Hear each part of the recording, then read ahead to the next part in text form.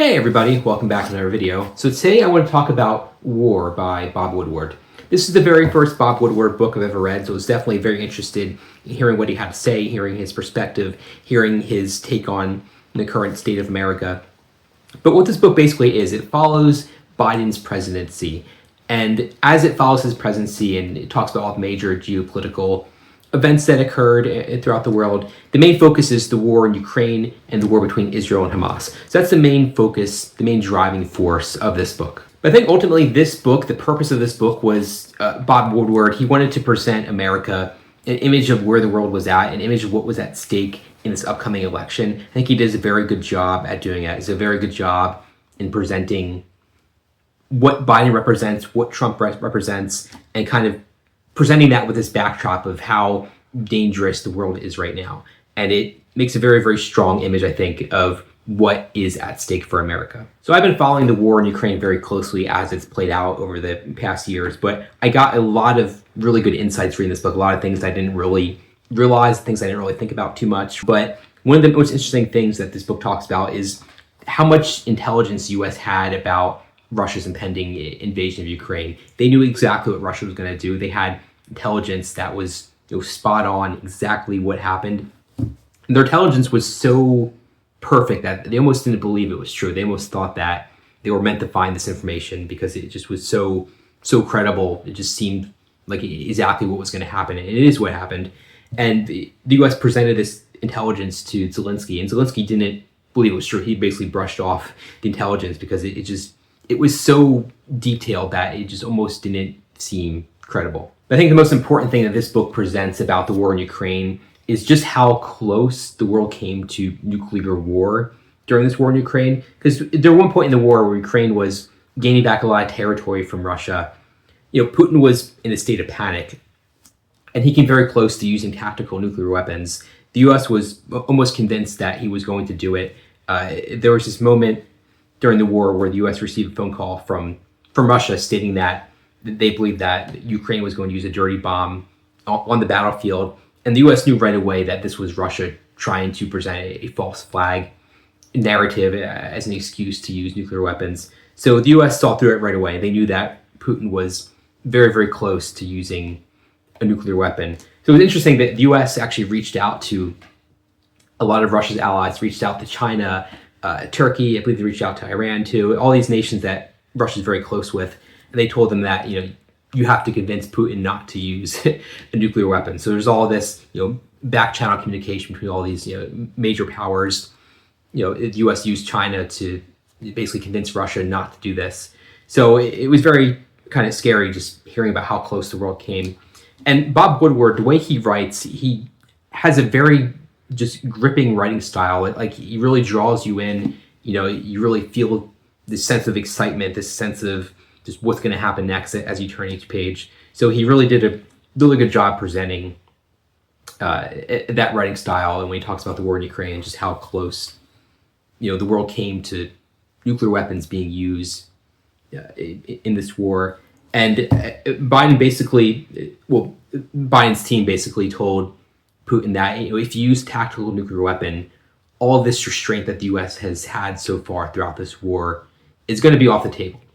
Basically, if you use nuclear weapon, there's no saying what we're going to do. We're going to do whatever we want to do to basically, stop this situation. So I think it basically scared Putin just to show him that the U.S. was serious, that we weren't going to mess around if he uses a tactical nuclear weapon. But this book really shows just how much Biden did for Ukraine, how much out of the way he went to really help to get aid to Ukraine, to help to get intelligence to Ukraine.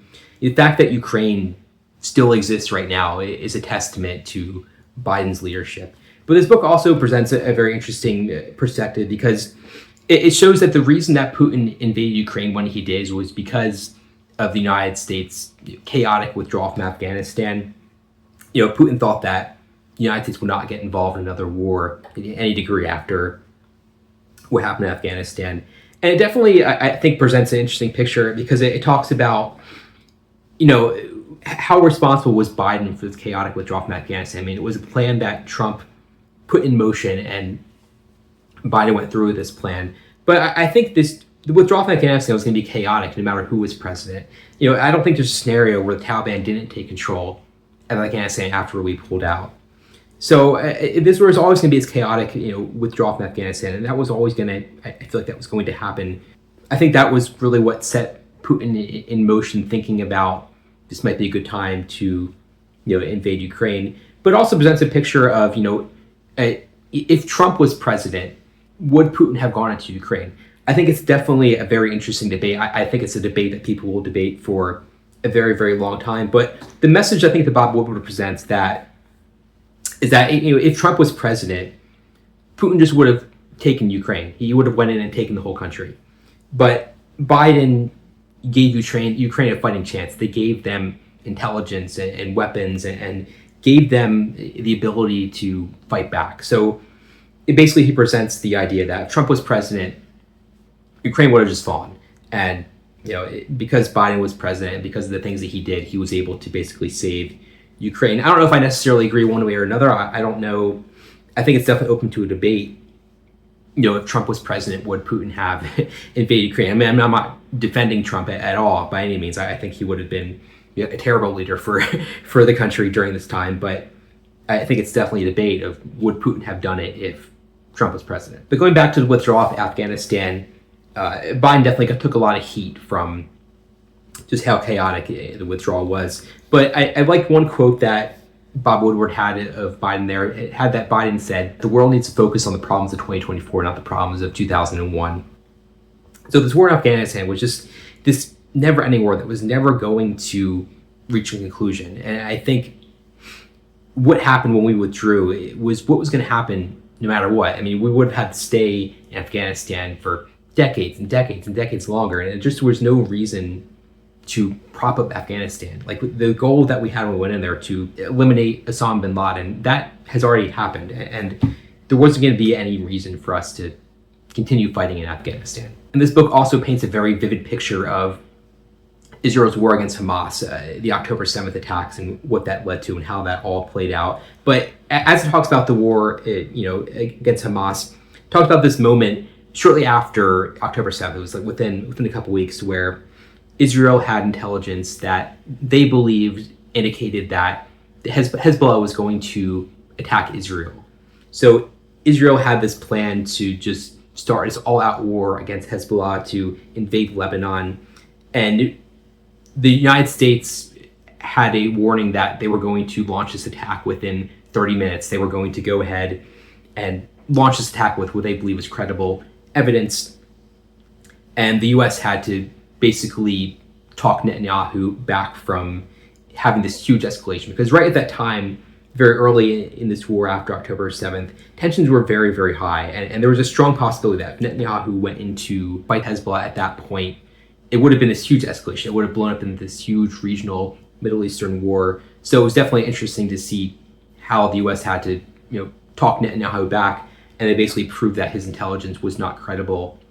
And it was interesting to see how involved Biden was in preventing this war from escalating very early on. But I think the image that this book presents about the war is that Biden was constantly pulling Netanyahu back. Netanyahu constantly wanted to expand this war and turn this war into much more violent and a much bigger conflict.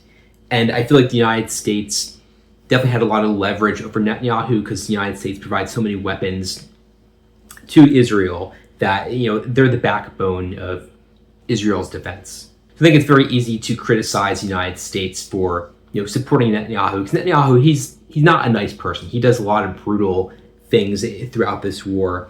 But I think that if the United States wasn't there, if we didn't have this leverage over Israel, this war would have been a lot worse, would have been a lot more severe, a lot more people would have died. It just would have been a much, much more brutal conflict. And I think that the United States' support of Israel is kind of, the way that it's presented in this book, is that it's kind of a necessary evil, that Netanyahu is doing bad things, but if it wasn't for the United States having this leverage, it would have been a lot worse of a war. Because the Biden administration is constantly comparing the January 7th attacks to 9/11, and he's constantly trying to show Netanyahu that it's very easy to miscalculate. It's very easy to make a very rash decision when you're in this state of mind where you're just very angry because the attack against Israel was a very brutal attack. The things they did to Israeli citizens are just terrible. So Israel was just in this headspace of just pure anger and hatred against Hamas, and you understand where they were coming from, and it really just shows how easy it is to get carried away in moments like that.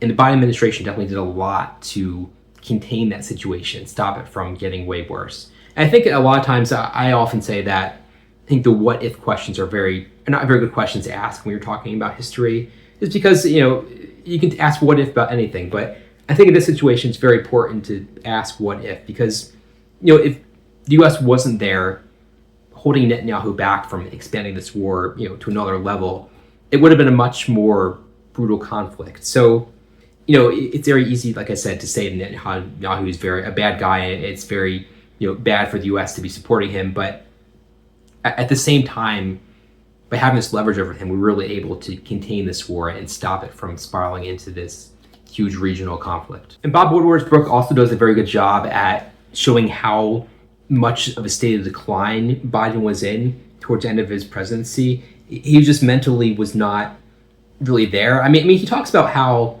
Biden was really the driving force behind a lot of these policy ideas, a lot of these foreign policy decisions that were made. He was the one making these decisions. But I personally got the vibe that all his advisors were really the ones calling the shots. Blinken, Sullivan, Bill Burns, Lloyd Austin, all these people were really the ones maintaining control. So I think Biden was definitely in a state of decline, but his administration itself was the stabilizing force throughout his presidency.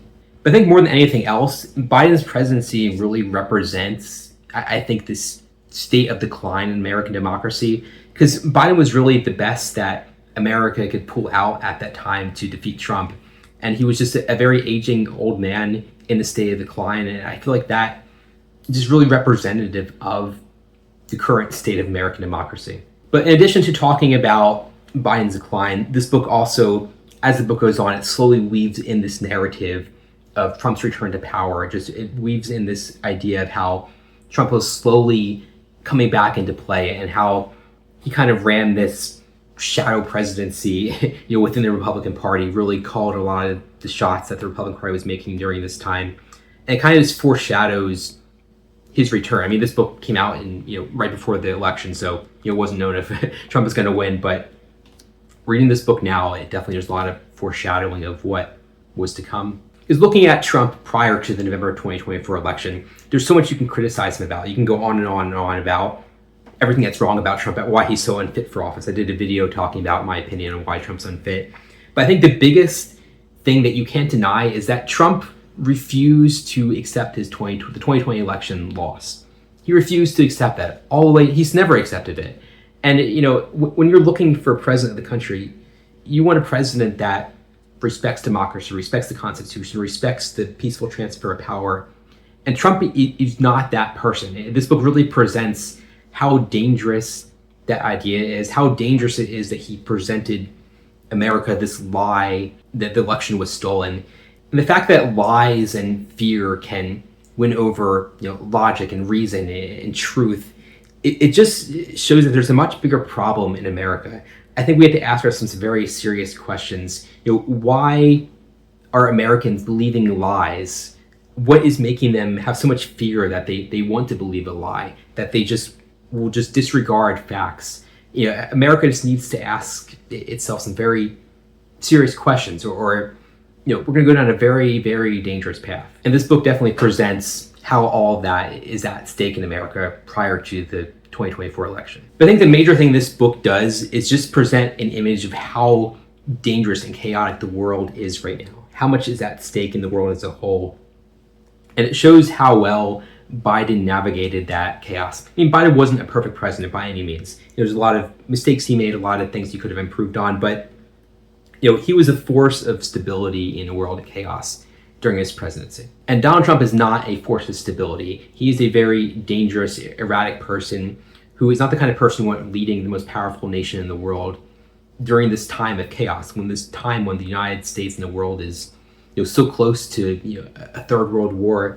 You don't need more leaders like Putin and Xi Jinping when the world is so dangerous. And Trump is a strongman. He aspires to be a strongman leader, and that's just not what the world needs right now. And I talked before about how all of Biden's advisors, his administration, it wasn't really Biden that I think was the main stability. It was his advisors that were the driving force behind America during his presidency. And you can talk about how that's dangerous. There's definitely arguments to be made about how your president should be with it. You shouldn't have, just a figurehead who has all these advisors who are pulling the strings. But as much as that's dangerous, Trump is not that different, because Trump, maybe he might be with it a little more mentally than Biden, but he's a dangerous person who his advisors held him back during his first presidency. His advisors were constantly stopping him from doing dangerous, erratic things. Bob Woodward's other two books, which I have not read, Rage and Fear, go into detail about that. They talk about how, all these people in his administration were constantly setting guardrails for him. And Trump's presidency, his second presidency, doesn't have those guardrails. There's no longer, these advisors pulling him back. So Trump's presidency is going to be a much more dangerous entity than his first presidency. And I feel like Bob Woodward really warned America of what was to come in this book. He really set an image of how dangerous the world was. And it's kind of sad, seeing that Trump won now and all the dangerous things he's doing, where, people were telling us not to reelect Trump, not to vote for Trump. America was warned, but America just doesn't believe in truth anymore. They don't believe in reason and logic. They just believe in lies. And America is a place of fear, and Trump really capitalized on this fear to rise to power. And I think there's no saying where his presidency will go. But I will say this book really demonstrates why Trump should not have been elected president, and yet he was. So, yeah. Be sure to subscribe, and we'll see you in the next book review.